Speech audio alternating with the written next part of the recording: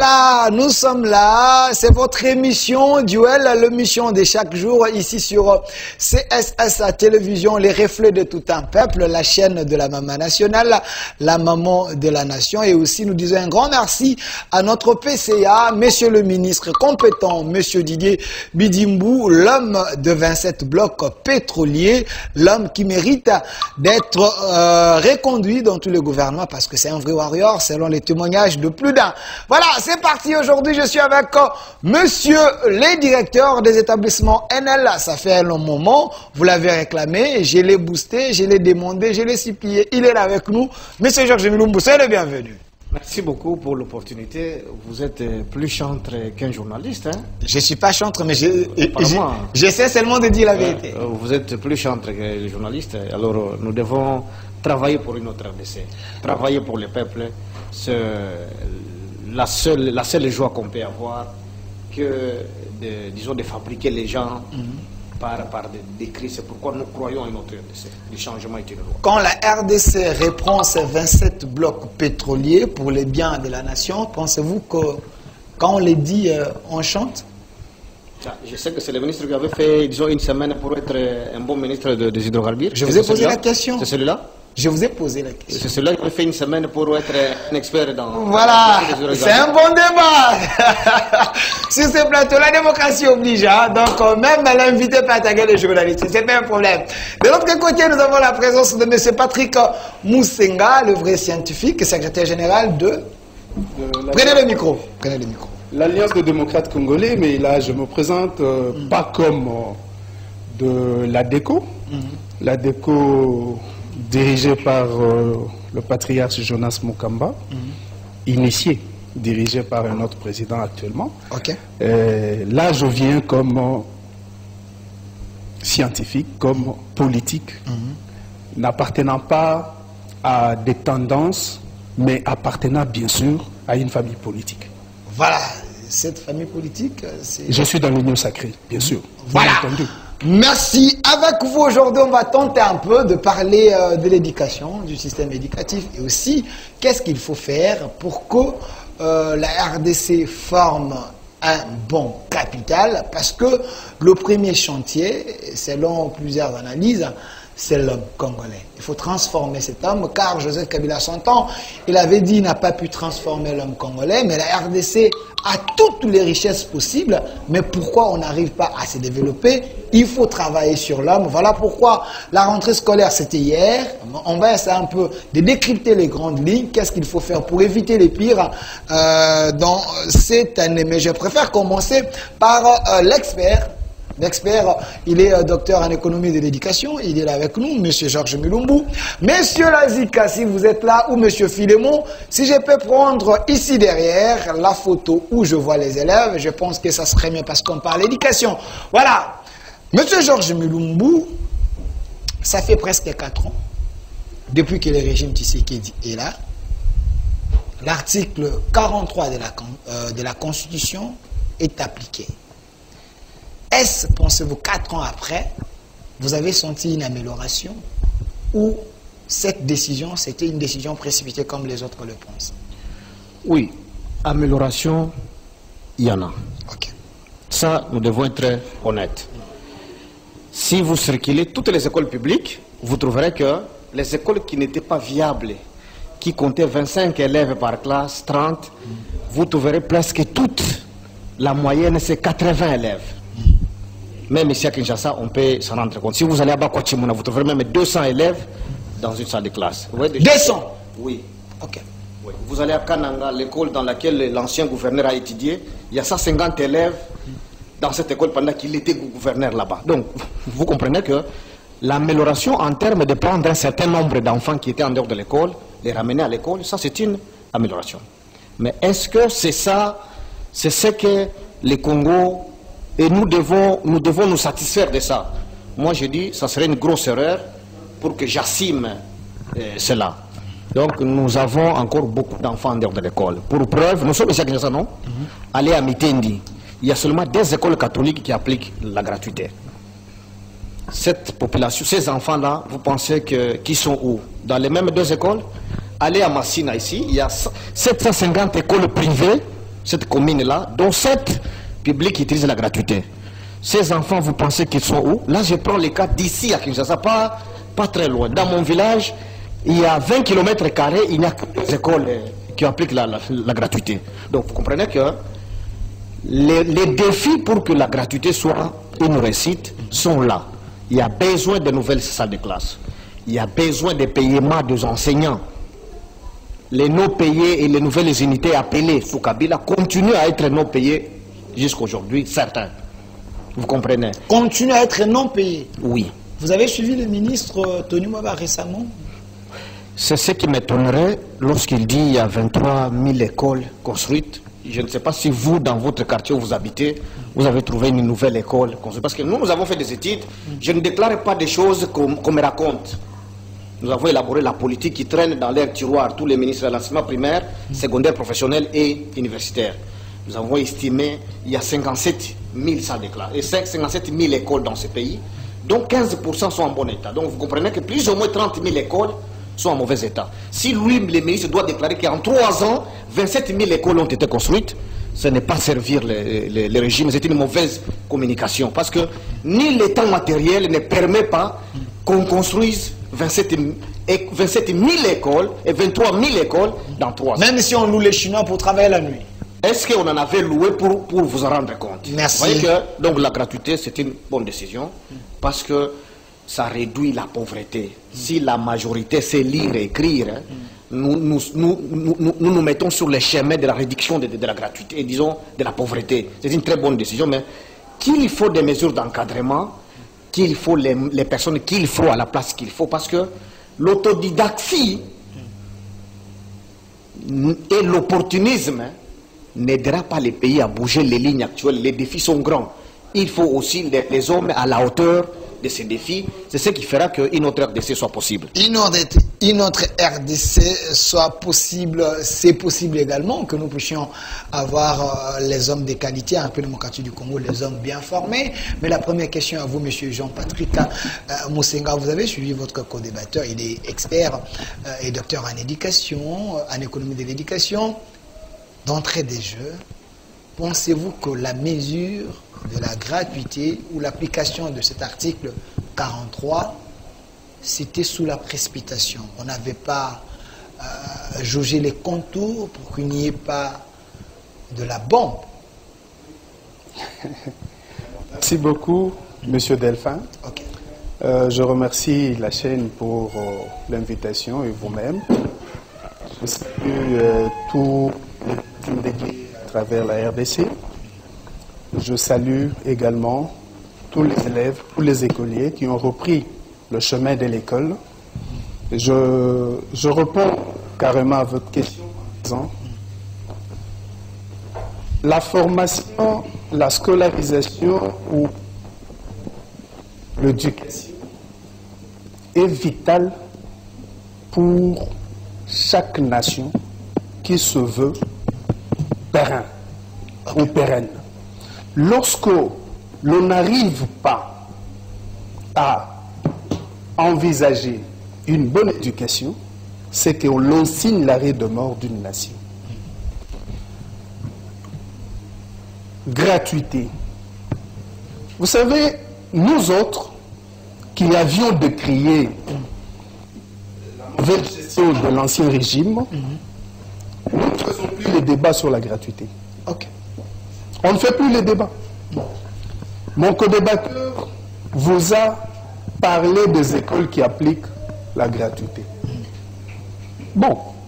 Peu d'écoles, c'est ça, ce n'est pas le débat. Le débat était qu'il fallait décréter la gratuité. On a décrété. De manière précipitée. Écoutez, j'arrive aux mesures d'encadrement dont il a fait allusion. Ok. Le problème était de décréter la gratuité. Ce que les autres régimes ou l'autre régime n'avaient pas fait. Alors qu'il s'était précipité pour arriver à faire voter cette constitution qui consacrait la gratuité.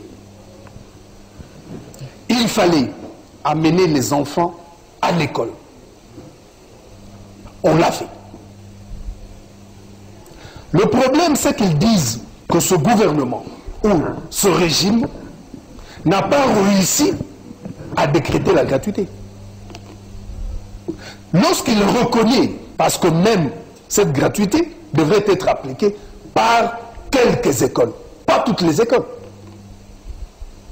Les écoles privées ne sont pas prises en compte dans cette gratuité. Le problème, c'est qu'ils nous disent quelle est l'école publique qui n'applique pas la gratuité. C'est là qu'il y a débat, qu'il peut y avoir débat. Ok. D'autant plus que toutes les écoles publiques se sont mises à la queue le lit et elles ont appliqué la gratuité. Je pense qu'il ne devrait pas y avoir débat. Il fallait susciter un autre problème de mesures d'encadrement de la gratuité. C'est là que je suis d'accord avec lui. Ok. Il fallait décréter la gratuité. Ça, c'est un fait. On l'a décrété. C'est que les autres étaient incapables de faire. Maintenant, Ce n'est pas parce que le régime Kabila voyait les dangers avant de décréter, il fallait qu'on puisse construire 1000 écoles avec Matata Pogno chaque année, afin que lorsqu'il y aura cette gratuité, comme il y aura le besoin, le plus grand nombre d'enfants sur C, il y aura aussi un bon encadrement et une bonne qualité de l'éducation, au lieu de les faire sous la précipitation. Monsieur et puis Delphin, par après, vous gérez les dégâts. Monsieur Là, il y a un problème. Il fallait commencer quelque part. Quand la Constitution a été votée au référendum, il y avait de cela 17 ans. Depuis 2006. Hein. Oui, 2005. 2005-2006. 2005. Le référendum était en 2005 2005. et les élections en 2006. Oui, vous avez raison. Il fallait attendre jusqu'au quand? On a attendu. On n'a pas eu de moyens. Ou sinon on a eu de moyens qu'on a dû lapider, qu'on a détourné. Alors il fallait faire quoi? Donc, vous notez qu'il n'y avait pas la volonté avec l'ancien régime d'appliquer cette gratuité, vu qu'il y a eu 15 ans passés ou 16 ans. Écoutez, nous sommes dans une société humaine qui veut qu'il y ait de marge d'erreur ou de marge d'échec. Puisque la société humaine ne peut pas produire la perfection.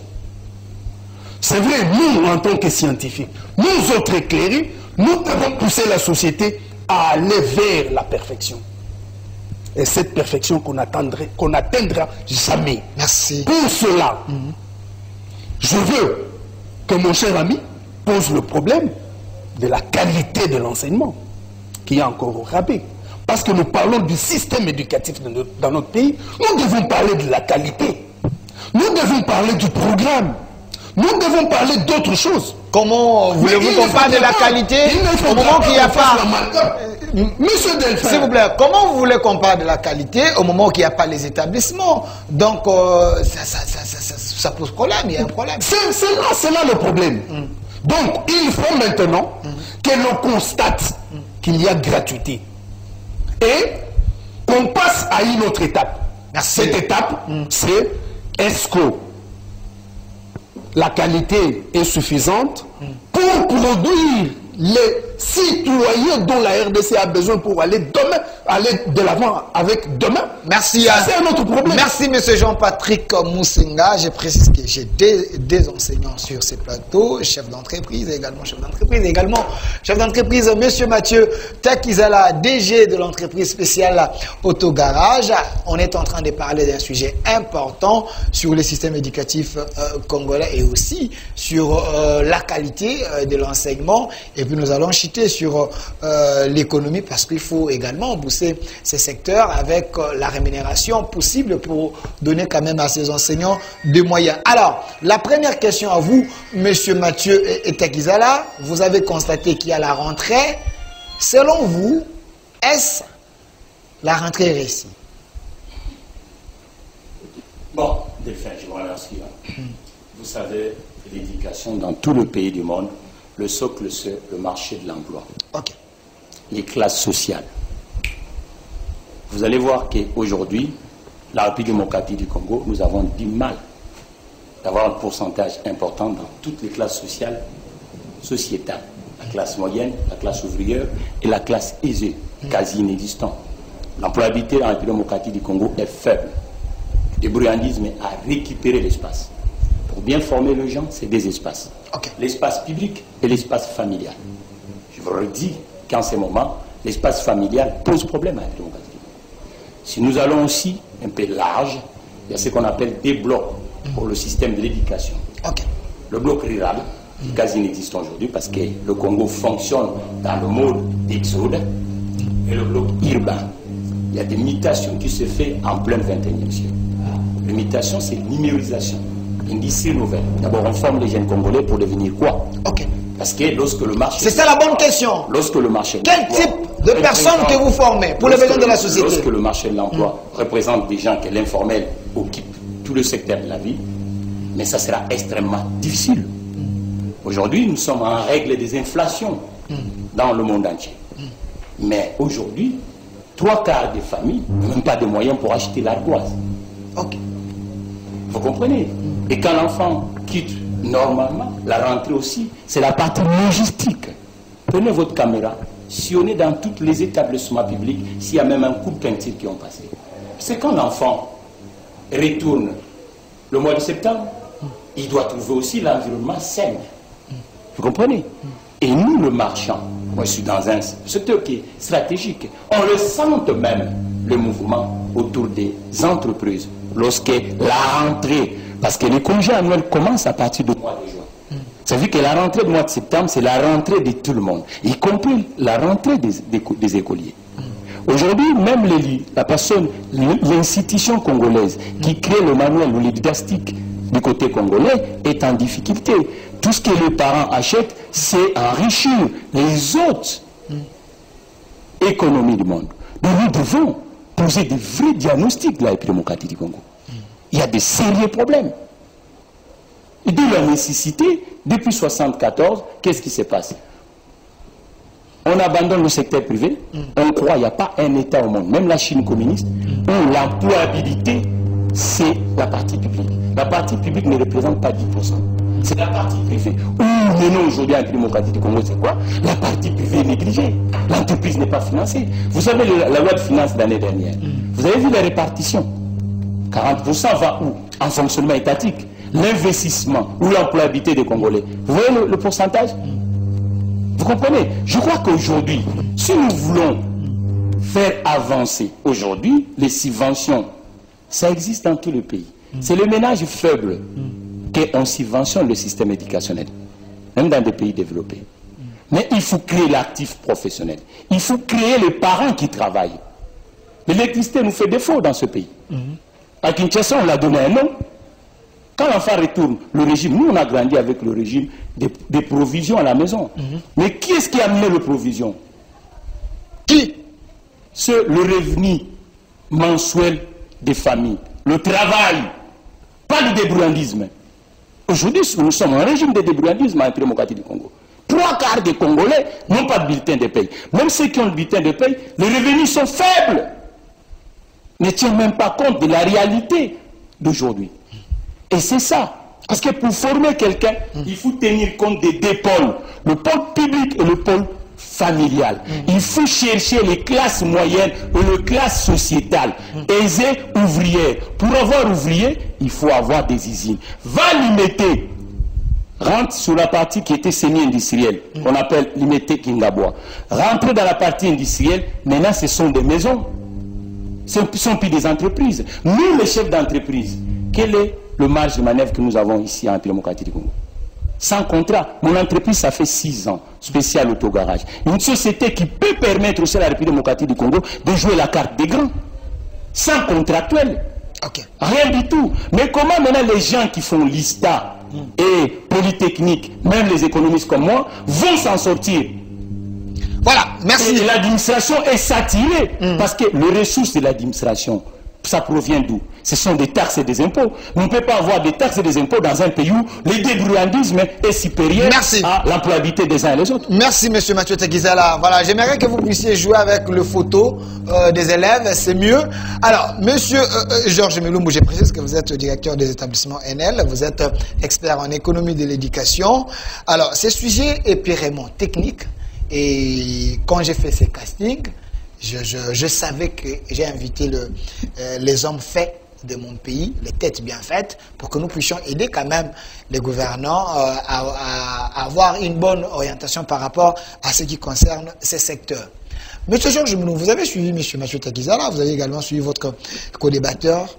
Pensez-vous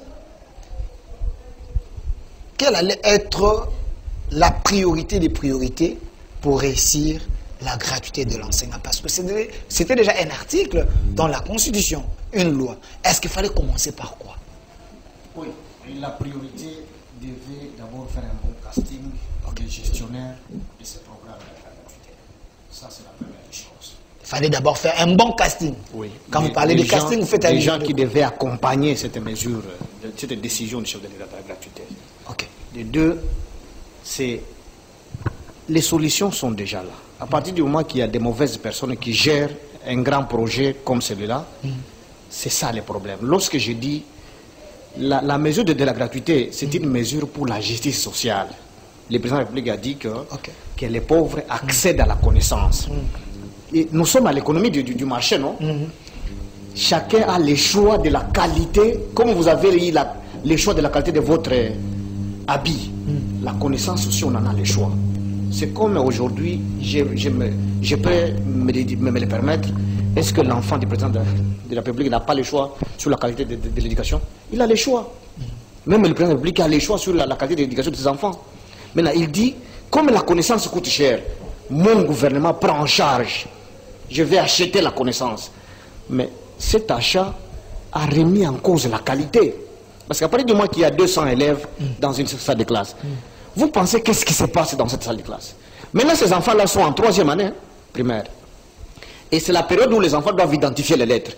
Allez demander à ces enfants qui sont en 3e année s'ils savent identifier les lettres. Pas réciter les lettres. Hein. Prenez les 26 lettres, écrivez même à la main en désordre, donnez à un enfant qui est en 3e année. Vous verrez quelle difficulté il a d'associer à la lettre écrite.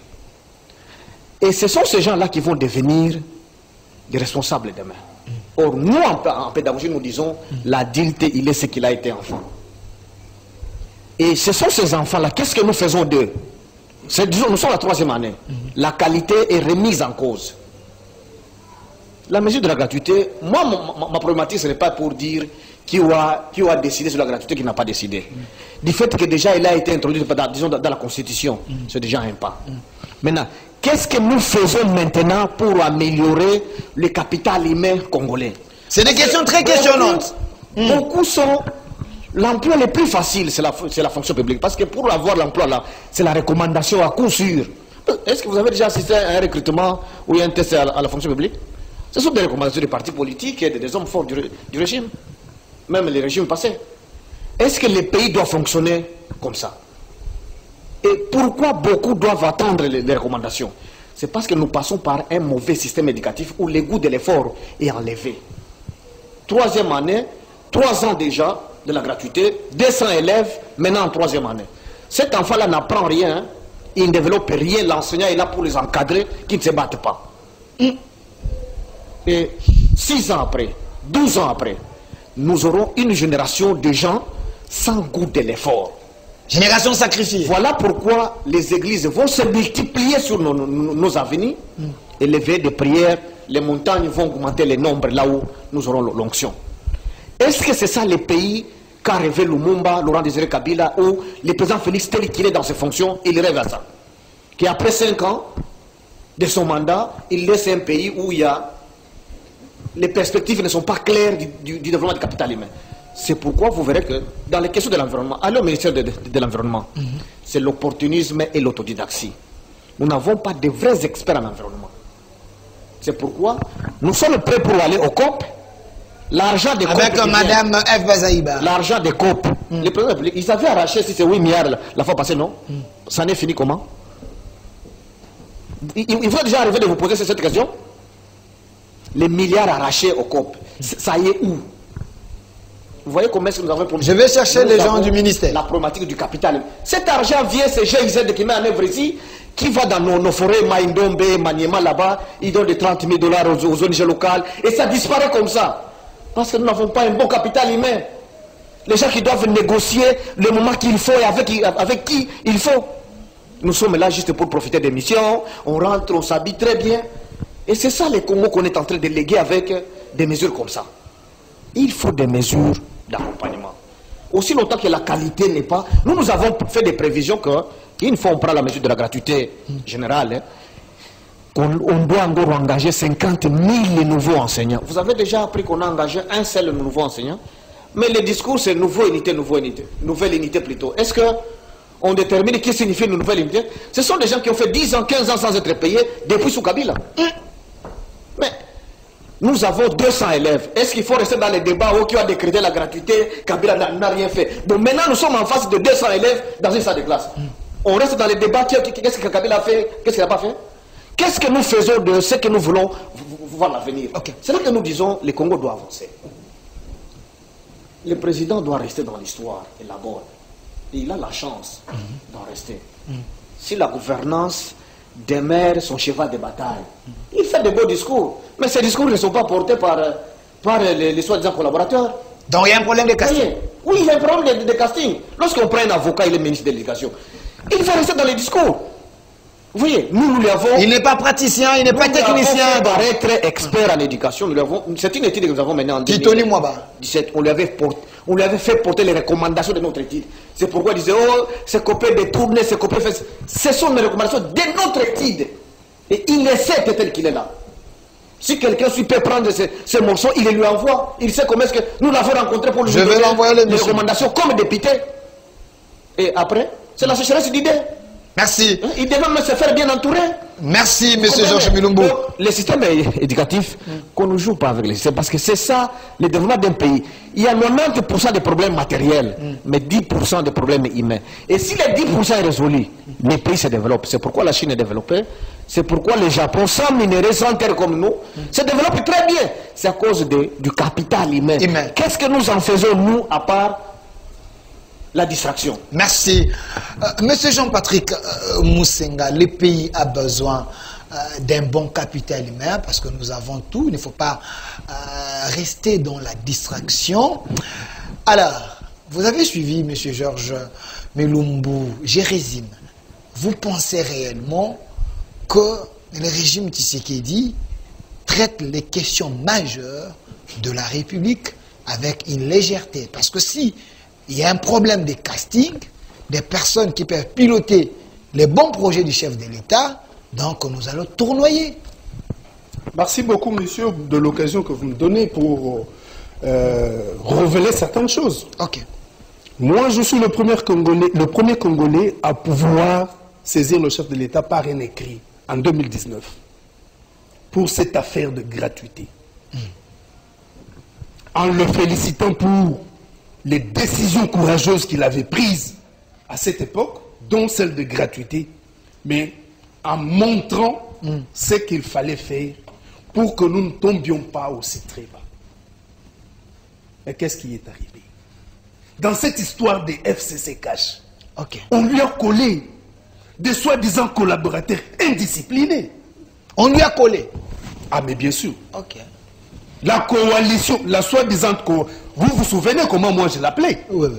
Je ne l'avais jamais désigné comme étant une coalition. C'était un affrontement. On lui a collé des gens indisciplinés qui étaient venus avec un seul objectif, de le faire échouer. J'ai décrié cela. Donc, Ilunga Ilunkamba avec les autres...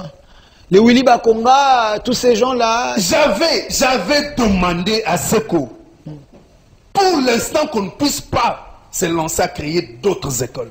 C'est vrai, il y aurait un problème de distance entre les habitations et les écoles, mais que l'on crée des salles de classe dans les écoles qui existent déjà, pour d'abord absorber les enfants qui viendront en grand nombre, en attendant qu'on puisse voir construire d'autres écoles. J'ai parlé du problème de la mutation, de l'EPSP en EPST. J'ai proposé que toutes les humanités deviennent techniques. C'est ce que Takizala venait de dire. Parce que maintenant, vous justifiez comment vous quittez enseignement primaire, secondaire et professionnel en enseignement primaire, secondaire et technique. On ne fait pas la promotion des écoles techniques. Et même si ces écoles techniques existent, qu'est-ce que l'on dispense dedans? Quel est le programme? Monsieur Delphin, vous savez que cette histoire n'a pas commencé aujourd'hui. Nous qui avions décroché des diplômes d'État les années 80, on disait que nos diplômes n'étaient pas acceptés en Europe depuis les années 87, 88. Et ceux qui sont venus les années 90, donc 90, 95, on ne les acceptait même pas. C'était déjà un problème de qualité de l'enseignement. Déjà à cette époque. Nous, qui faisions l'université, bon, à cette époque, parfois on se moquait de nous, on se disait, oh, mais vous êtes quel genre de cadre? Mais nous avons fini en 95, 96. Nous considérons aujourd'hui que la formation que nous avions reçue est de très loin supérieure à celle que l'on reçoit aujourd'hui. Ça veut dire quoi? Le problème de qualité de l'éducation ou de l'enseignement n'a pas commencé à se poser aujourd'hui. Ce n'est pas un problème qui date. Écoutez, cela ne veut pas dire que nous justifions notre médiocrité. Non. Non. Il faut faire mieux. Ce n'est pas parce que ça a commencé il y a longtemps que nous devons justifier, bon, non. C'est ainsi. Nous autres. Vous pouvez être bilingue, hein, c'est pas un problème.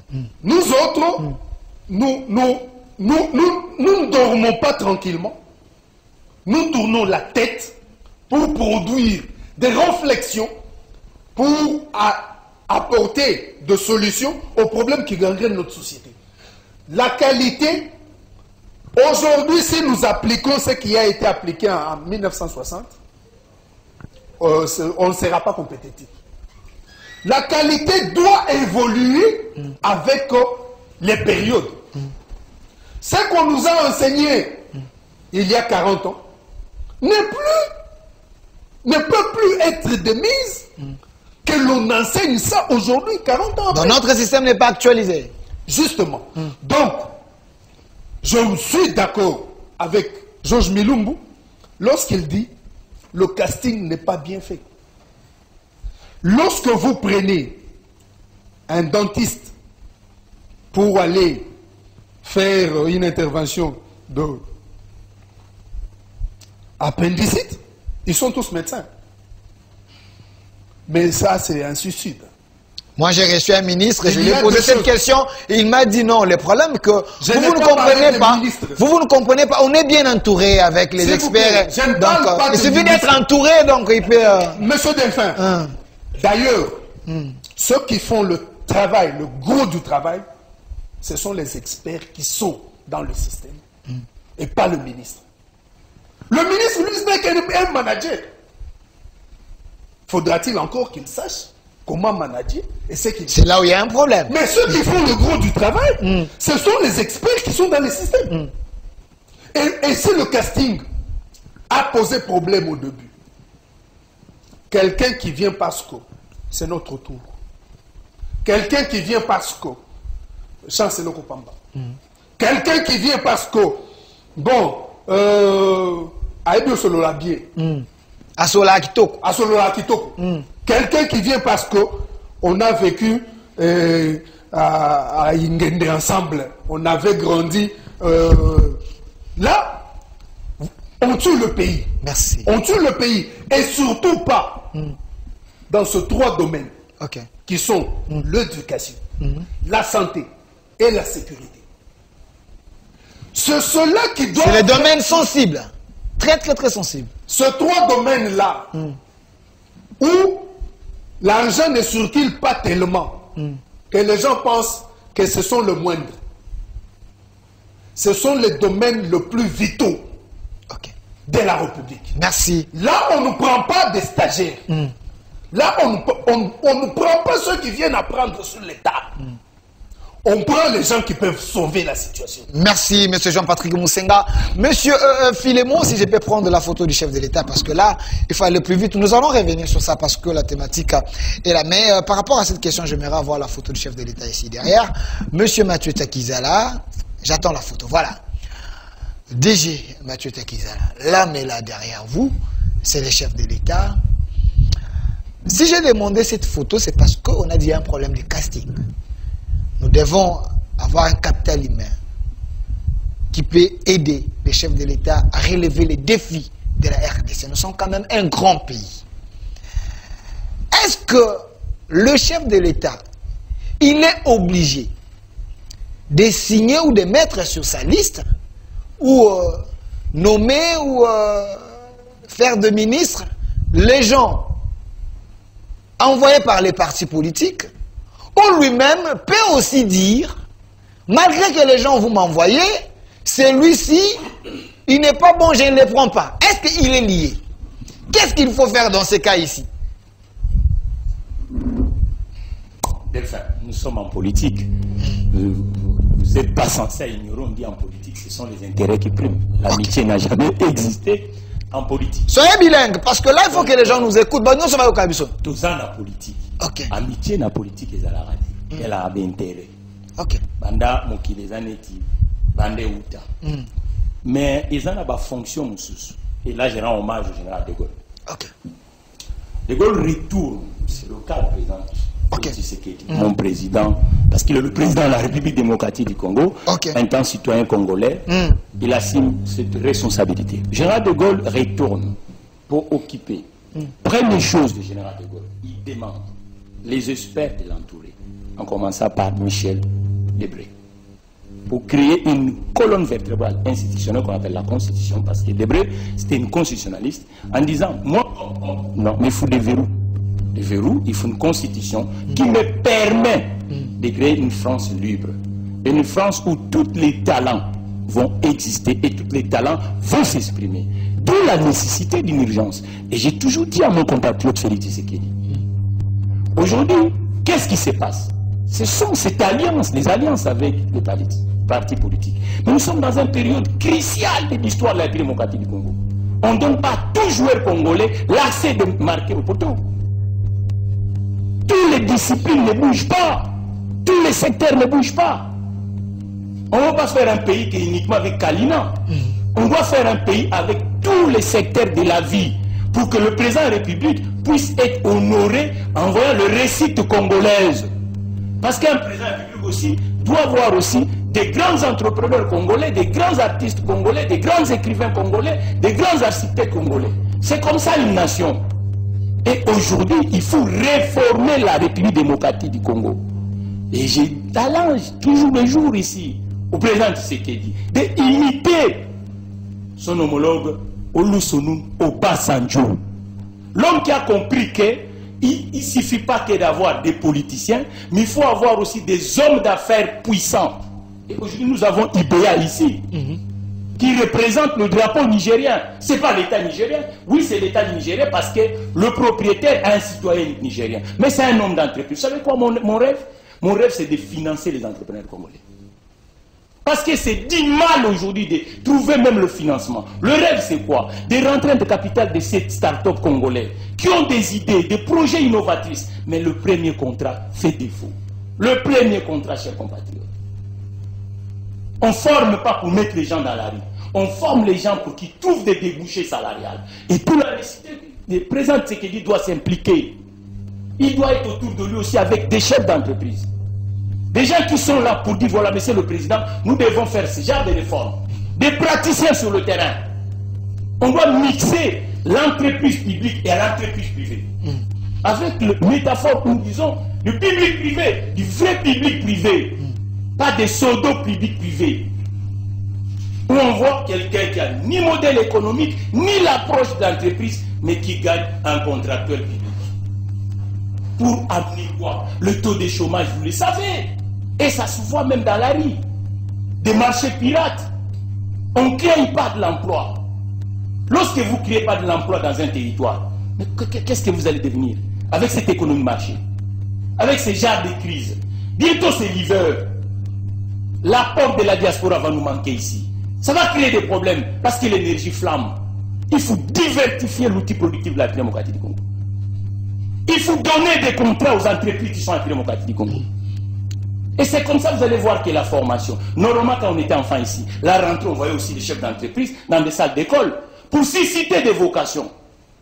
Des journées entreprises. Il y en a encore dans ces pays. J'invite le président Tshisekedi de voir ça, de visiter dans le secteur privé aussi. On n'est pas le président qui est des entreprises publiques. On est aussi le président des entreprises privées que les Congolais bâtissent. Et c'est comme ça qu'on va muter ce pays. C'est comme ça qu'on peut faire quelque chose de neuf dans ce pays. Ce peuple cherche qui a travaillé, chers compatriotes. Depuis 1974, on a privé aux Congolais de travailler dans la solvabilité. Et tous les ans, on fait des rentrées scolaires. Mais pour quel débouché? Merci. Nous devons examiner l'employabilité des Congolais. Et nous devons permettre aussi que les sagas congolaises et l'entreprise s'expriment du contractuel. Allons-y dans la logique keynésienne. C'est quoi cette logique? Le plan de relance, la commande publique, destinée aux agents économiques, familles, entreprises. Vous verrez que M. Tshisekedi va laisser le nom dans la canne de la République démocratique du Congo, parce que son peuple est dans la misère. Merci. L'employabilité, M. Mathieu Takiza, la DG de l'entreprise spéciale Autogarage. Mais M. Georges Mulumbu, vous êtes docteur en économie de l'éducation, parce que là, c'est des têtes pensantes de mon pays. Vous êtes en train de réfléchir au pays. Alors, s'il faudrait changer les systèmes éducatifs en écoutant M. Jean-Patrick Moussenga, c'est déjà bon. Mais les personnes, les gens censés à réfléchir dans ces secteurs-là, c'est les enseignants. À moins que je me trompe. Les enseignants. Ces corps-là. Mais ces corps-là n'est pas bien rémunérés. Ils ne sont pas motivés. Comment vous voulez qu'on vous donne les meilleurs au moment que vous ne mettez pas ces gens en valeur? Est-ce que ce n'est pas ça aussi le problème? Ce que je suis en train de dire, nous devons créer une rupture avec le passé. Ok. Parce que tout Micro. le régime ici se compare toujours à ce Kabila a fait, ce Kabila a fait. Finalement, qu'est-ce que nous faisons? Est-ce que notre histoire sera écrite sous la comparaison avec ce Kabila? Donc ils sont trop passéistes. Trop passéistes, Ok. trop immobilistes, trop conservateurs. Ok. Vous comprenez? Ce que nous pouvons proposer gratuitement, Gratuitement. oui, Ok. c'est créer les relations professionnelles dans son entourage. Pas les relations d'amitié et de famille. Nous savons que c'est Créer les relations professionnelles. Nous savons que Dans l'entourage. c'est une fonction purement politique. Mais dans la politique, c'est pour qu'il fasse le second mandat, non? Pour faire le second mandat, il a le seul choix actuellement, c'est placer Kamere Premier ministre. Vous dites? Placer le docteur Vital Kamere Premier ministre. C'est le seul choix. Parce que je ne peux pas lui proposer du côté de l'FCC ou d'autres partenaires politiques. Je puise dans son partenariat. Pourquoi le choix des cas? Les traiter comme partenaire politique, pas juste un collaborateur. Parce que, vous savez, le Congo, nous sommes unis dans l'effort et par l'essor. Ces deux concepts-là doivent faire méditer souvent les Congolais. Comment? Vous savez qu'il a été opposant. Vous savez ça, non? Oui. Et maintenant, c'est lui l'homme fort. C'est ça qui doit résumer que le changement est une loi. Pourquoi ne pas penser à ça? Et si on pense à ça, ce qu'il doit faire, parce qu'il ne reste qu'une année. Parce que l'hypothèse de dire, on a les outils du pouvoir, on doit gérer la publication des résultats comme on veut. Est-ce que ça va toujours passer? Moi, je dis toujours, Mobutu a fait 32 ans. Vous voyez comment est-ce que Kabila a peiné 18 ans, de finir 18 ans? Il a fini difficilement. Parce que l'IDPS était à côté, d'autres, les confessions religieuses et une pression internationale. Et vous pensez que ça ne peut pas lui arriver? La moindre des choses, c'est, comme il reste une année, qu'il mette des vertébrés autour de lui. Pas des warriors. Que la gouvernance soit sa chanson, non seulement une chanson verbale, mais dans la pratique. Vous verrez que lorsqu'on dit nous votons un budget d'une prévision de 14 milliards, on va mobiliser plus de 14 milliards. Vous comprenez la différence? Parce que les gens disent il est le premier à faire un budget de 14 milliards. Et la mobilisation et l'exécution, c'est 14 milliards ou c'est 10 milliards. Vous voyez comment est-ce que ceux qui chantent en direction de ceux qui ne comprennent rien. Mais nous qui comprenons rien, ça ne passe pas. Et nous qui comprenons, ça ne passe pas. Voter un budget de 14 milliards, ça ne dit rien. Mais mobiliser 14 milliards et financer notamment les entreprises. Vous voyez l'agriculture.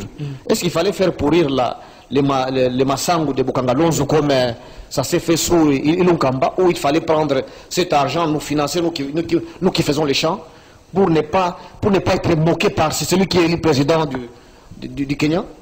Nous on ne fait rien, nos terres traînent. Et l'argent, c'est toujours les détournements.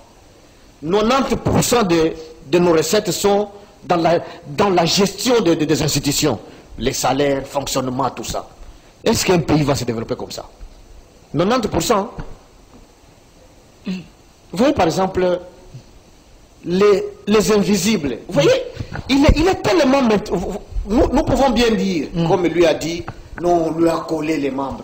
Ça, c'est minimiser notre chef de l'État. Moi, je ne peux pas lui permettre comme ça. Bon, il était obligé de faire la coalition parce qu'on n'avait pas la majorité au Parlement. Peut-être dans ce sens-là. Nous avons des entrées, tous nous connaissons. On lui avait proposé plusieurs premiers ministres et son choix est tombé sur Ilunkamba. On lui avait même proposé Yuma, Albert Yuma, il avait refusé selon plusieurs sources. Qu'est-ce qu'il lui dit qu'on lui a proposé? Dans le gouvernement Ilunkamba, même mon nom était sur la liste. Et pourquoi je n'ai pas été, disons, nommé ministre de l'Éducation? Est-ce qu'on lui a forcé la main? Et ceux qui ont proposé, c'est lui coller? Mon cher, il faut qu'on parle sérieusement, chef de l'État, parce qu'il ne reste qu'un mandat pour travailler. La gouvernance et le casting restent les seuls choix pour qu'il reste dans la bonne histoire. Vous voyez, parce que 2023, c'est une année des enjeux. Tous nous connaissons comment est-ce que les élections de 2018 se sont déroulées. Est-ce que les Congolais sont encore trop naïfs pour que les choses se fassent de la même manière?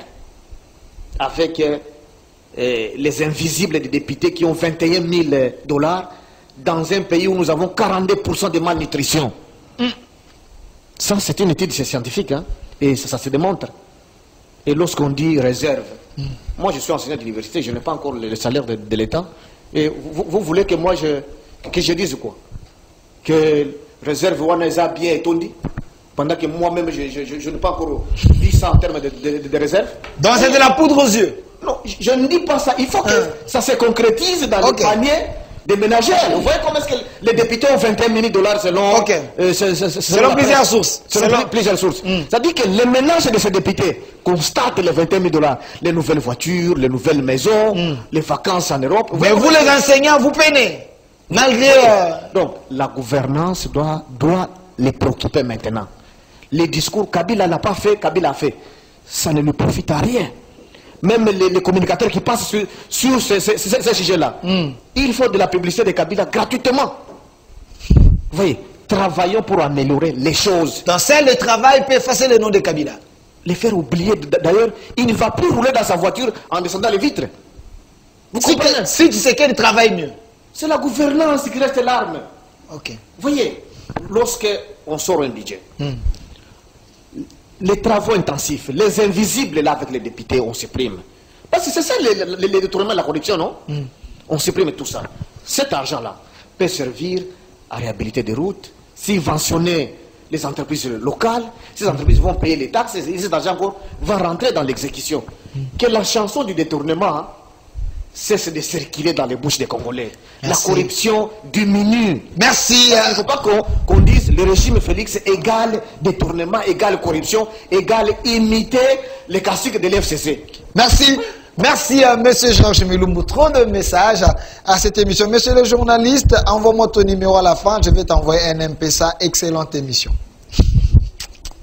Tu vas partager avec nous. Hein? Salut mon frère, le Congo a besoin de tels débats. Ce sont des gens qui se respectent. Et là, on sent les idées couler. Merci, monsieur Mathieu Takizala. Monsieur Delphin, ce pays est maudit.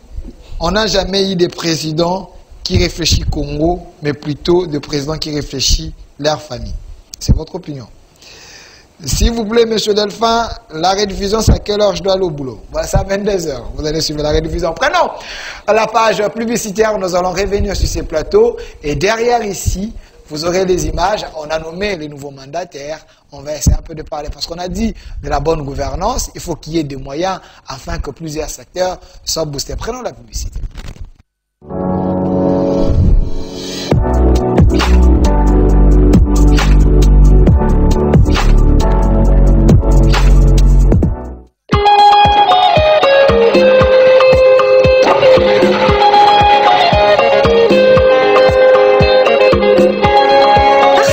Nous pouvons nous retrouver seuls face aux imprévus.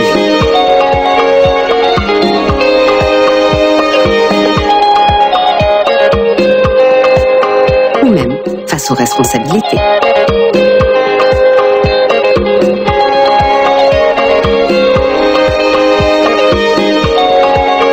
Ou encore être seul face à nos projets. Et face aux risques. Mais avec Robank, vous ne serez jamais seul, parce que cela fait 20 ans que nous allons de l'avant avec vous. 20 ans qu'ensemble, nous bâtissons la République démocratique du Congo. 20 ans que nous vous offrons la meilleure expérience bancaire. 20 ans que nous participons à la réalisation de vos projets. 20 ans que nous contribuons à l'amélioration du quotidien de tous. Oui, grandir ensemble, ça se fête. Robank, 20 ans ensemble.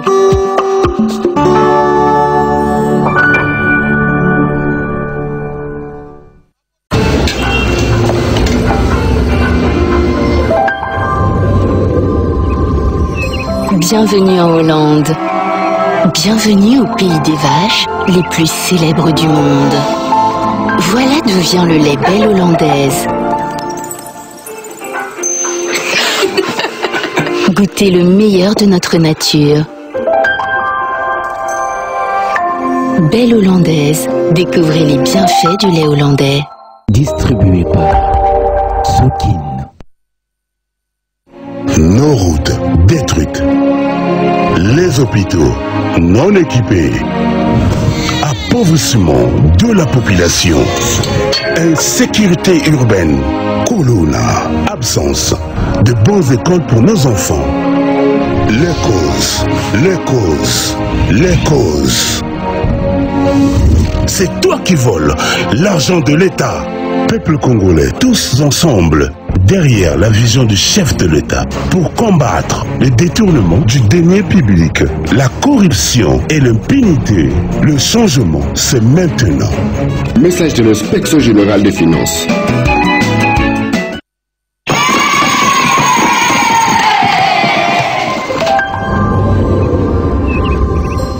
Bienvenue en Hollande. Bienvenue au pays des éleveurs les plus célèbres du monde. Voilà d'où vient le lait Belle Hollandaise. Goûtez le meilleur de notre nature. Belle Hollandaise, découvrez les bienfaits du lait hollandais. Distribué par Sokin.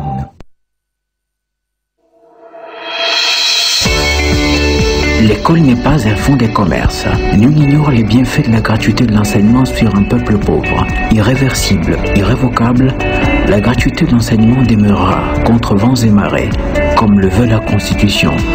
Aucune école publique ni conventionnée ne doit s'y opposer. Militons pour une nation d'élite où tout le monde a droit à l'éducation. Fini les frais de motivation. Vive la gratuité de l'enseignement. Message du parti politique Autre Vision du Congo.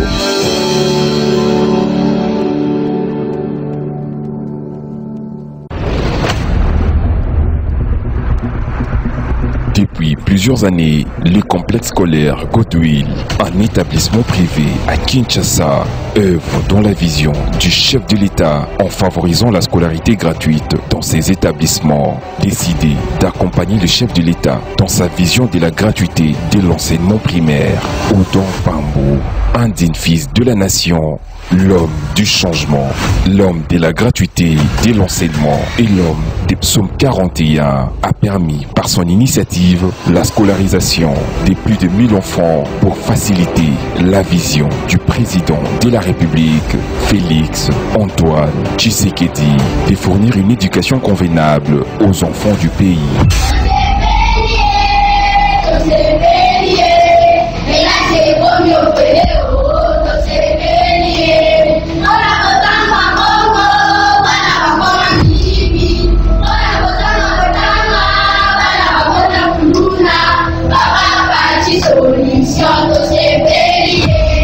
scolarisation, un enjeu majeur en RDC. Scolariser les enfants à l'école primaire n'est pas qu'une réalité aux établissements d'enseignement public, mais elle est aussi une réalité au complexe scolaire Godwill, grâce à Odon Tambou, le Palme d'Or.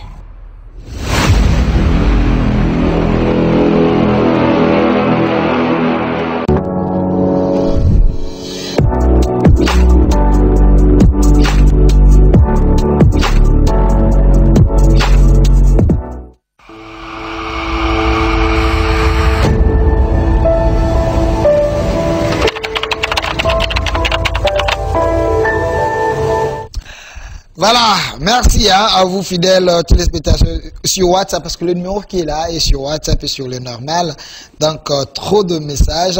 Merci Monsieur Delphin, tu es parmi la nouvelle génération qui fait la différence sur ces plateaux. Merci Monsieur Delphin.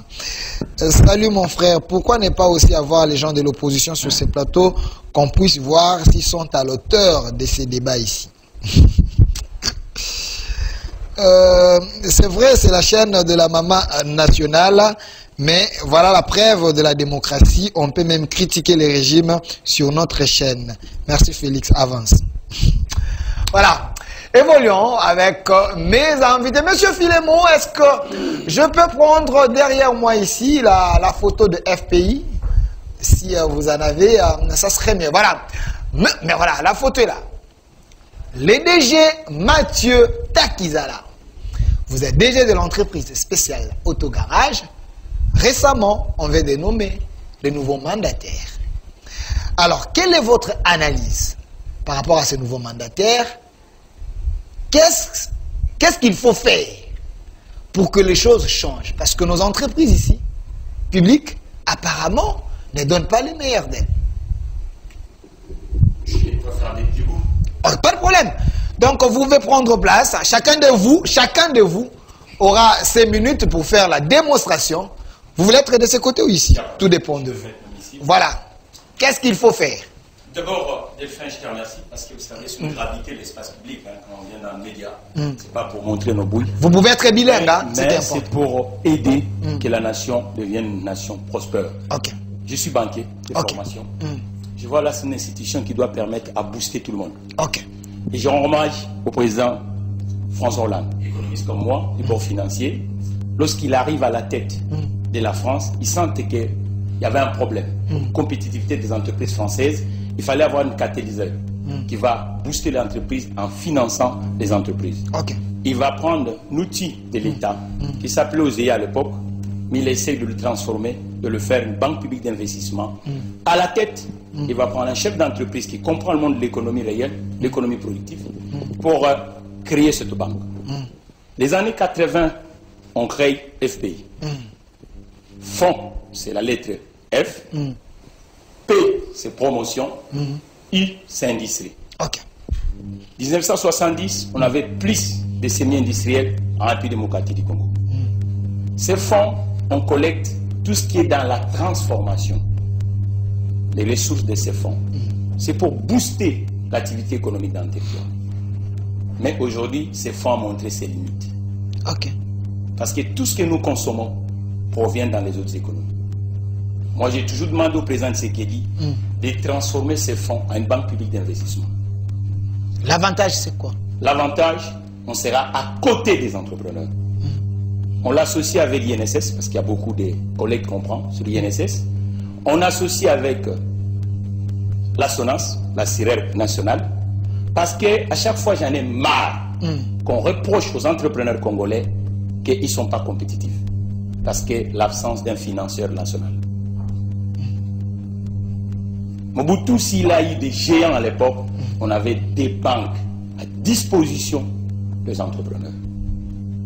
Aujourd'hui, nous, avec ça, on veut le faire une société nationale. Et les débouchés financiers nous font problème. Tout le monde sait que dans ce pays, cette institution, 90% de financement ne va pas aux entrepreneurs. Nous devons changer de ligne. Économie sans financement, ça existe nulle part. D'où la nécessité de réformer cette institution. Une fois, le président avait dit. Parce que aujourd'hui, les startups, Facebook, Apple, ainsi de suite, Ce qui a fait que ces entreprises deviennent mondiales, c'est le financement. Mais au Congo, c'est extrêmement difficile que Special Auto vende de pelleteuse aux sociétés minières. Créer des remorques, nous avons un projet actuellement. Je ne supporte pas que quitter Kinshasa jusqu'à Lubumbashi, il faut aller à pied, aller uniquement en avion. Mais nous, avec Special Auto, on veut faire un autocar qui quitte Kinshasa, qui passe dans toutes les provinces. Ça crée aussi du travail. Et jusqu'à Lubumbashi. Et dès Kinshasa, l'Afrique du Sud, en passant en Angola, Namibie, et ainsi de suite. Parce que ce n'est pas normal que dans le continent, l'entreprise congolaise n'est pas présente, même du point de vue national. Et la faute le mouvement à cette entreprise. Et j'ai dit au président de la République, lui-même il avait dit l'autre fois, un cautionnaire. Parce qu'on dit, quand vous allez chercher de l'argent au Congo, on dit est-ce que vous avez un immeuble? Facebook n'avait pas d'immeuble. Il y avait un cautionnaire étatique qui permettait de rassurer le banque pour financer des projets économiques. Donc on doit réformer cette institution. Il faut le réformer, il faut créer le banque public d'investissement avec une branche d'assurance et une branche cautionnaire pour permettre que lorsqu'il y a des projets ou des appels d'offres, que les entreprises telles que Special Autogarage puissent avoir aussi la chance de vendre pour députés. On a vu des palissades. Trouvez-vous normal qu'à chaque fois, quand il y a un contractuel pour acheter des roulants, nous devons donner aux autres? Non. L'économie aussi, c'est ce qu'on appelle du patriotisme économique. Quand le président Trump est arrivé, qu'est-ce qu'il a fait? On met des frontières, on booste d'abord les entreprises locales pour que les entreprises locales puissent permettre que nous puissions avoir une socle productif. Cette institution, j'ai dit au président de la République, nous devons le gouverner comme on gouverne une entreprise. Merci, monsieur le DG Mathieu Takizala. Vous pouvez reprendre votre place. Monsieur Philémon, si je peux prendre notre entreprise publique, si vous en avez. Monsieur Georges Milumbu, vous pouvez prendre place. Mettez-vous debout. Avec vous, voilà. Non, vous allez parler. Vous allez parler. Voilà, ça c'est chacun de vous aura ses minutes. Prenez le micro. J'aimerais que vous puissiez nous aider à ce que vous avez dit ici, la bonne gouvernance. Qu'est-ce qu'il faut faire pour qu'il y ait la bonne gouvernance? S'il y a la bonne gouvernance, quelles seraient les retombées? Quelles sont les techniques, les stratégies? Parce que vous êtes quand même les têtes bien faites de mon pays. Nous voulons aider ceux qui gouvernent. Vous avez suffisamment les minutes. Oui, la moindre des choses pour qu'il y ait gouvernance, c'est utiliser les outils de la gouvernance. Okay. La première des choses, c'est travailler sur l'homme, le casting des personnes. Ici, je vois à l'OGFREM, on a nommé le PCA Amissi. Oui. Monsieur Amissi Makutano, j'étais avec lui il y a 3 jours dans cette émission. C'est un ami, co-débatteur souvent sur le plateau. Félicitations à lui. Mais le problème, c'est qu'il ne déçoive pas la jeunesse. Parce qu'on lui confie, on dit, essayons avec la jeunesse. Mais le problème, c'est que, est-ce que ces nominations tiennent compte du passé de quelqu'un ou c'est une récompense du militantisme? Voyez. Si c'est une simple récompense du militantisme, donc on n'est pas encore sorti du bourbier. Oui. Et s'il faut reculer au niveau des fonds de promotion de l'industrie, oui. J'apprécie bien l'analyse de Matieka. Qu'on revient sur la photo. Voilà. Vous savez qu'effectivement, il faut créer une banque congolaise. Okay. Aujourd'hui, pour qu'un jeune accède aux fonds ici au pays, c'est un problème. FPI donne l'impression que dès que vous avez accès au crédit, c'est 6% là. C'est très intéressant pour tout opérateur économique. Mais allez-y pour accéder à l'argent. C'est la corruption, c'est la conquisition, la corruption. Tu vas perdre 20%, 30% avant d'accéder à cet argent, ou soit tu es recommandé par le régime. Tu vois les 2 critères vrais, la recommandation du régime, ou tu dois subir la conquisition. Vous pensez que ce sont des bons critères pour encourager l'entrepreneuriat local? Et si les banques ici, les microcrédits, vous allez, vous prouvez en quoi vous faites quelque chose, mais les taux d'intérêt c'est 12%, 14% même, 20% même. Vous voyez comment est-ce que ça bloque les initiatives des jeunes? Trop de critères. Peut-être moi je peux avoir des garanties. Est-ce que quelqu'un qui vient de l'université, qui a un petit projet, il a nécessairement des garanties?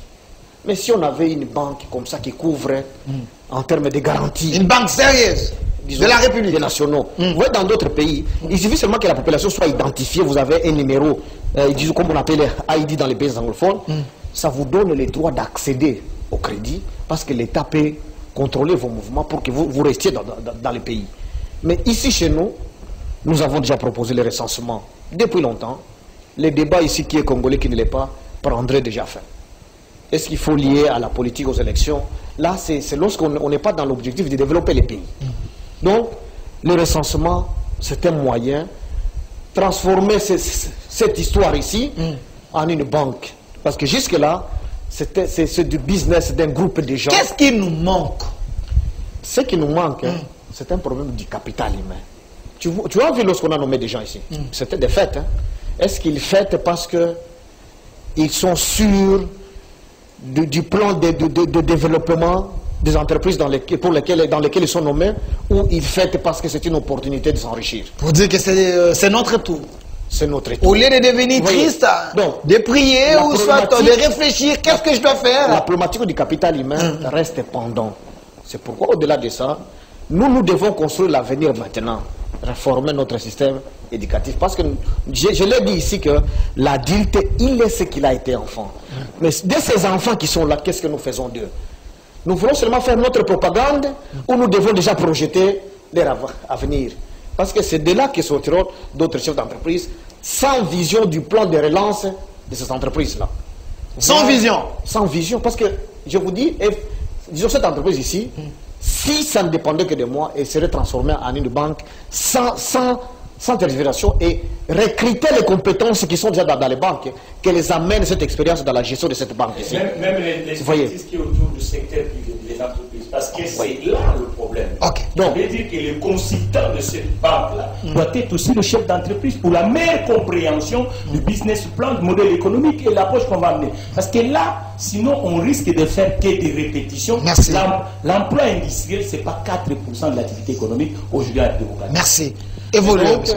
Cela va faire de sorte que, vous voyez là, les nominations, c'est plus des militants. En tout cas, avoir les listes, lorsqu'on prend la fille de l'honorable du ministre Pius Mwabilou, est-ce que... J'ai appris qu'il y a eu 14 mois d'un paiement à la RTGA sous sa direction. Je ne sais pas si c'est vrai. Est-ce que son passé est très élogé pour mériter d'être DGA? Parce que c'est un poste, lorsqu'on est DGA, on est plus technique. Et alors, c'est quelle est la technicité qu'elle a? Vous voyez que ça frise le militantisme, ou, disons, le favoritisme, le clientélisme. Est-ce qu'avec ça, si nous parlons de l'IDPS, des sphinx délimité, c'est ça sa vision? Je ne sais pas. Merci. C'est pourquoi, lorsque nous disons nous devons rêver, disons, d'une autre RDC, et que le changement est une loi, moi, j'ai toujours cru que le chef de l'État actuel peut écrire la bonne histoire. Mais la bonne histoire, ce n'est pas en faisant des militants, les responsables des entreprises qui peuvent booster son mandat, c'est faire un bon casting. Une fois de plus, je rappelle, du côté de l'Union sacrée, c'est le partenariat cash qui est légal et fort. Il a eu l'occasion de nommer le Premier ministre. C'est quelqu'un de son choix, non? Vous direz aussi, on lui a collé Samalkone. C'est son choix. Donc, il peut avoir encore le choix, je lui propose gratuitement Vital Kamerhe pour sauver son second mandat s'il en a l'ambition. C'est le choix idéal. S'il n'a pas l'ambition de faire le second mandat, qu'il continue avec son premier ministre. Là, vous ne menacez pas les chefs d'État. Non, c'est mon point de vue. Vous le souhaitez. C'est votre souhait. Je donne des conseils gratuitement. À prendre ou à laisser. Sans être payé. Parce que s'il ne fait pas le second mandat, qui sait si je peux être candidat? Merci à M. Georges Milumbu pour cette démonstration. M. Jean-Patrick Moussenga, j'aimerais également que vous puissiez vous mettre debout. Prenez place. Hein. C'est vraiment important. Parce que là, cher public, si vous voulez venir dans cette émission, il faut avoir de la matière. Sinon, vous risquez d'être un mauvais joueur. Vous êtes là. Vous pouvez échanger notre entreprise publique si possible. Monsieur Jean-Patrick Moussenga, soyez là. OCC. On a nommé les gens dans les entreprises publiques. Quel est le vrai problème d'abord de nos entreprises publiques et quelles seraient les bonnes solutions pour que les choses avancent? Merci beaucoup pour l'opportunité que vous nous donnez, mais je vous demande quand même de me permettre de revenir en arrière. Pas de problème. Et si je finis, j'ai oublié, vous me rappelez. Pas de problème. Parce qu'il y a quelque chose qui est passé que je ne veux pas laisser passer. Vous avez 7 minutes. Donc, moi, je pensais avoir le double parce qu'ils ont parlé tout un tour et vous m'aviez privé la parole. Et comme ça, je pensais en avoir le double. Bon, c'est vous le patron. Okay. Nous inclinons. Vous savez, pour ceux qui ont vécu avec les animaux, le cheval, je prends l'exemple d'un pur sang, fort, résistant et tout. Cet animal doit être nettoyé ou lavé tout le temps. On ne le lave pas parce que il veut que les bêtes se collent à lui. Ce bête-là se colle toujours à ce cheval.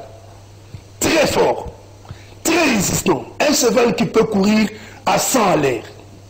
Mais il y a les bestioles qui se collent à lui. Quand je dis qu'on a collé au chef de l'État des ministres indisciplinés, je reviens sur ça. Okay. Je sais ce que je dis. Je ne retire pas. C'était cela. Okay. Dans un affrontement FCC cash, il y a des parasites que le chef de l'État ne pouvait pas vouloir évoluer avec lui, mais elles se sont collées en tant que parasites à lui. Il fallait qu'il se nettoie ou qu'il soit nettoyé à tout moment. Donc, je n'ai pas dit ce que je ne comprenais pas. Je le comprenais très bien. Et cela ne veut pas dire... L'OCC, s'il vous plaît. L'OCC, s'il vous plaît. Que ce pur sang du cheval aime que ce bête-là puisse se coller à lui. Monsieur Lazik, merci. Il parle de l'incontournable Kameri. Kameri, c'est mon aîné. J'ai vécu dans un même quartier avec lui. C'est un aîné pour qui j'ai beaucoup de respect. Je ne peux pas parler légèrement de lui. Mais, contrairement à lui, je dis qu'il n'est pas incontournable. Il y a beaucoup d'autres personnes qui peuvent prendre cette place, dont moi aussi.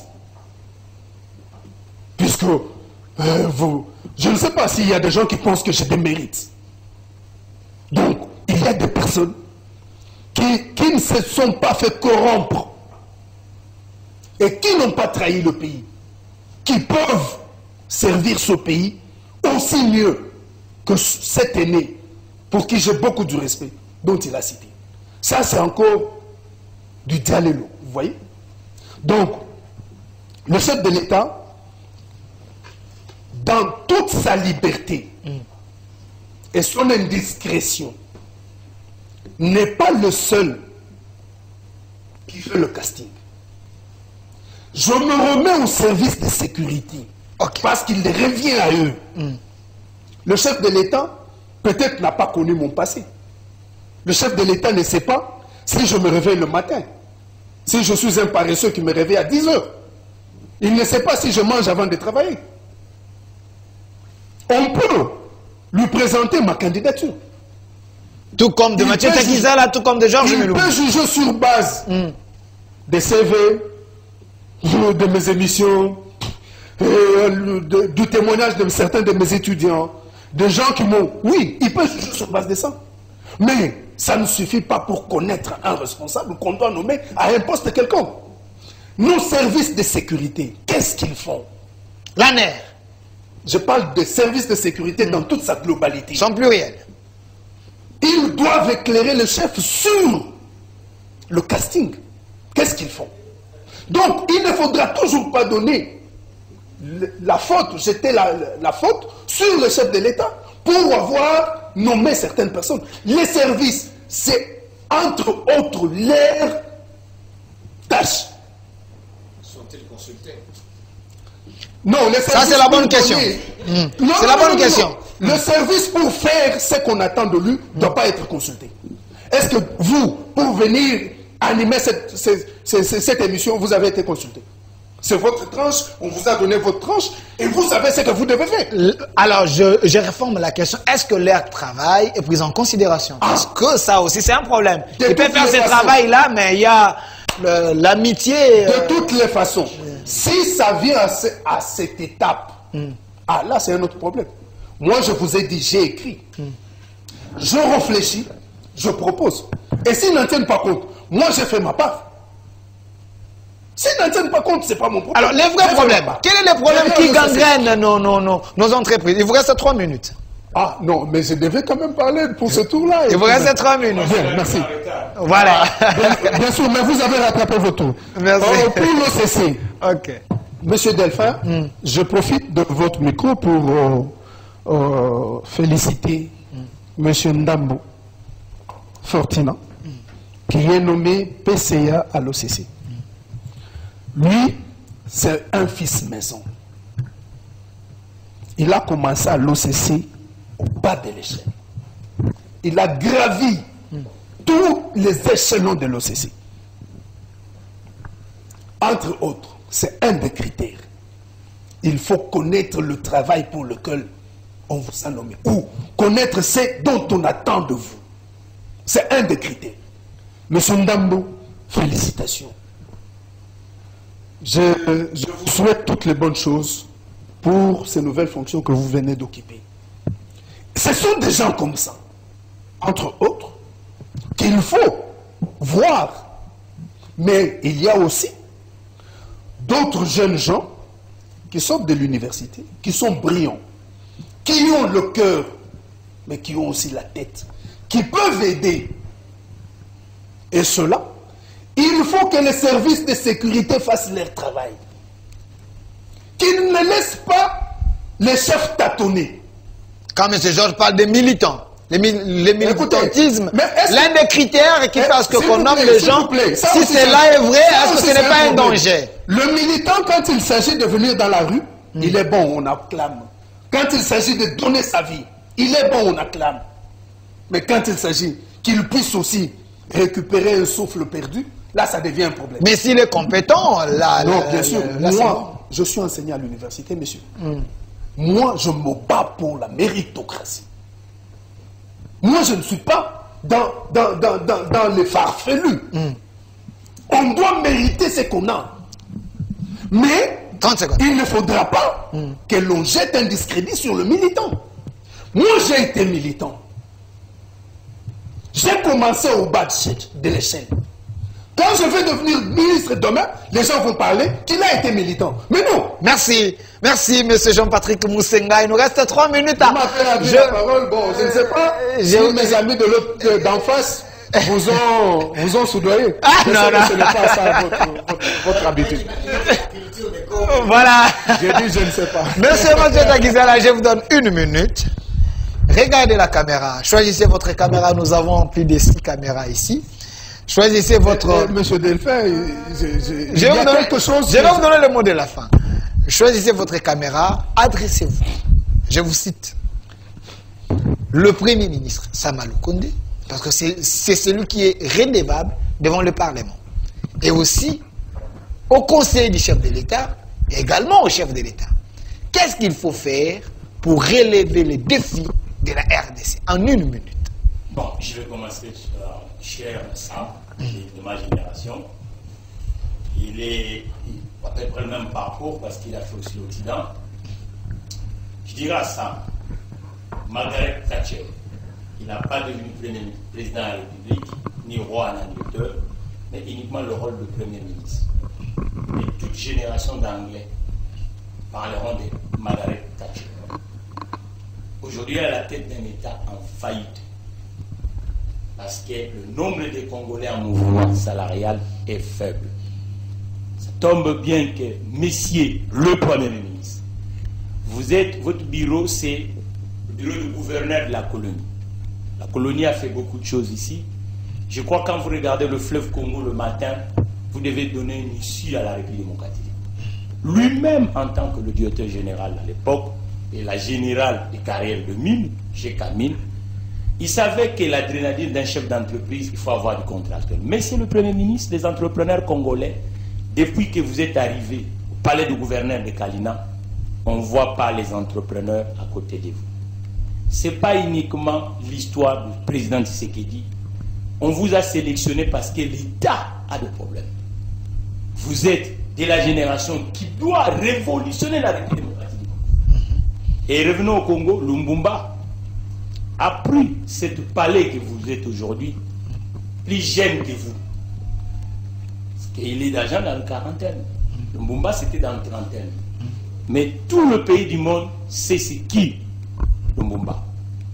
Et c'est que je demanderai à mon compatriote, ancien directeur général, moi je suis le directeur général aujourd'hui spécial d'autogarage, de travailler avec l'aile de l'entreprise. Merci. Parce que sans les entrepreneurs, non. Pour le conseiller, le président Tshisekedi, je connais un homme économiste comme moi, Jacques Attali. Il n'a jamais été ni ministre, ni quoi, uniquement le conseiller du président Mitterrand.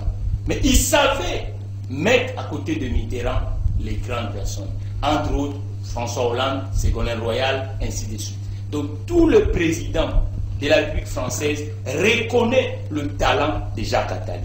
Vous êtes aujourd'hui autour du président Tshisekedi, aidez le président Tshisekedi qui puisse détecter de meilleurs Congolais qui peuvent transformer la République démocratique du Congo. Parce qu'à part vous, il y a aussi des Congolais qui peuvent aider la République démocratique du Congo. Parce que la responsabilité est pour tout le monde. Merci. Soyez autour de Tshisekedi, le Jacques Attali. Merci, monsieur Mathieu Takizala, c'était votre mot de la fin.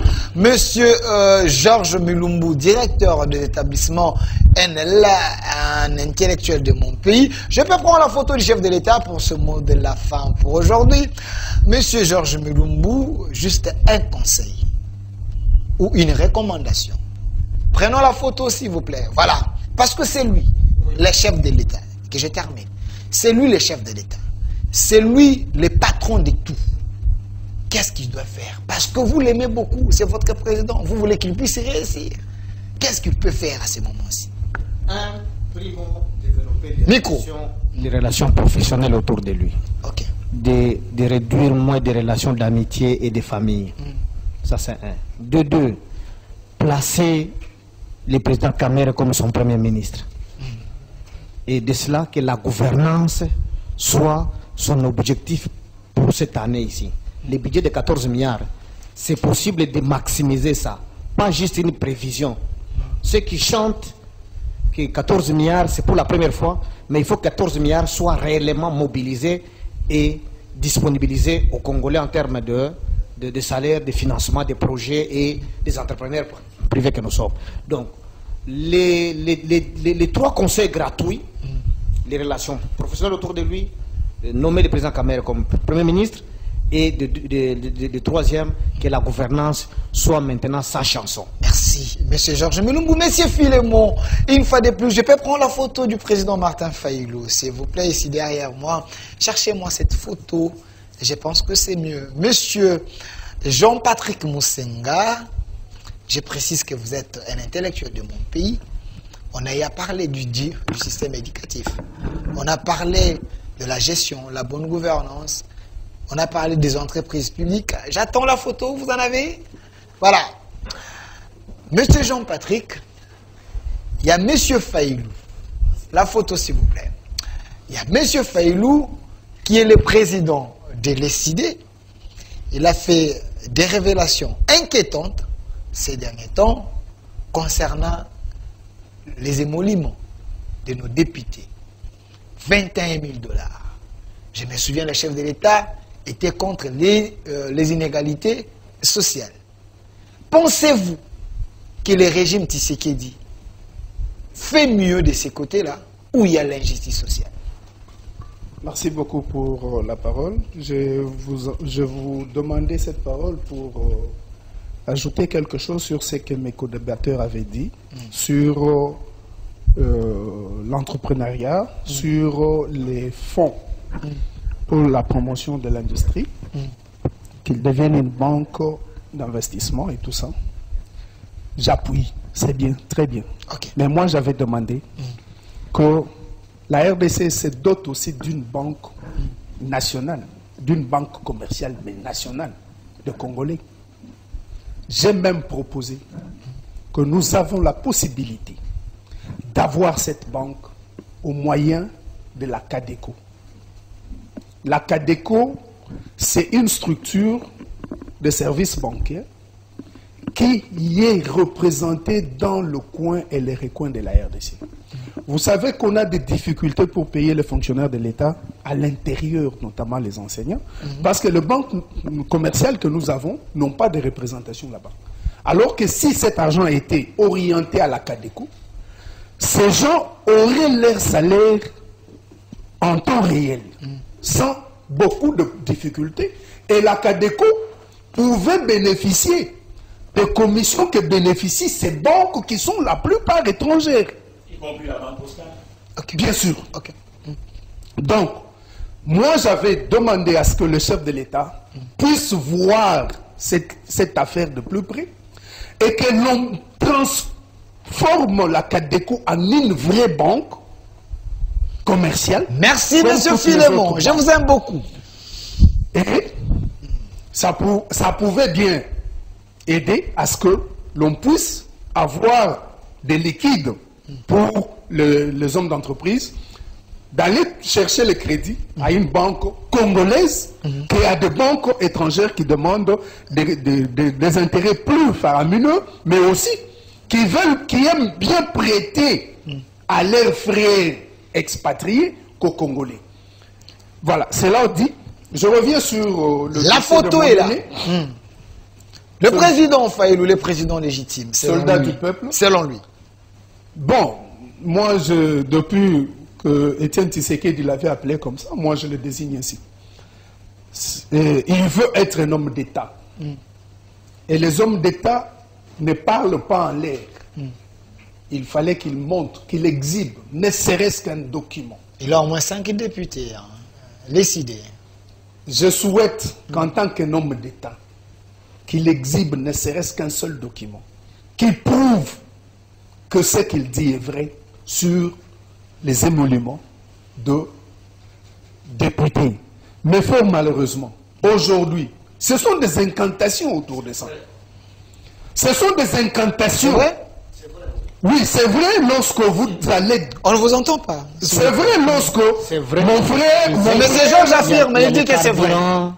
C'est vrai lorsque... Non, il a parlé de toucher salaire. Ok. Bon, c'est un terme qu'il a utilisé. Oui, il a parlé de toucher salaire. Monsieur Georges, vous êtes scientifique comme moi. Il ne faut pas faire l'amalgame. Lorsque quelqu'un a des facilités de fonction, ça, ce n'est pas un... Monsieur le DG, voilà. Donc, vous êtes économiste, c'est ça? Et Martin les facilités de les facilités... Martin Fayoulou n'est pas n'importe qui. Le montant, l'argent invisible. Il parler comme un homme de la rue pour que nous puissions l'excuser sur les termes et les tons qu'il a utilisés pour peut-être dénoncer quelque chose. Sinon...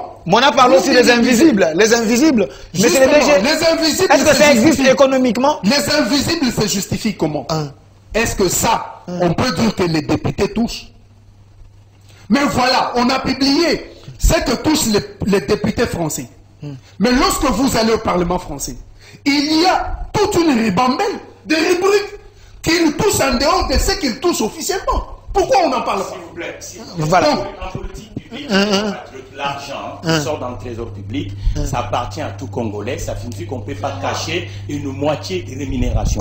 Ça veut dire qu'aujourd'hui, nous avons un problème de barème salarial en République démocratique du Congo, y compris les émonuments des élus. Ça veut dire qu'aujourd'hui, c'est toute la nécessité, je dis au président Tshisekedi, de convoquer ce qu'on appelle le conférence sociale et merci. Parce que le problème c'est qui? Merci. Ce n'est pas ça. Ça n'est fini pour aujourd'hui. Sur ce plateau, j'étais avec M. Jean-Patrick Moussenga, un vrai scientifique. Merci d'avoir répondu à notre invitation. De l'autre côté, M. Mathieu Takizala, DG de l'entreprise spéciale Autogarage. Merci également au professeur Georges Milou, directeur de l'établissement NL. Merci d'avoir été de nous. Et merci à vous fidèles téléspectateurs. Suivez la rediffusion à 22h. Un grand merci à notre PCA, M. Didier Bidimbou, le ministre compétent, l'homme de 27 blocs pétroliers également. Un grand merci à la maman nationale, la maman de la nation. Au revoir.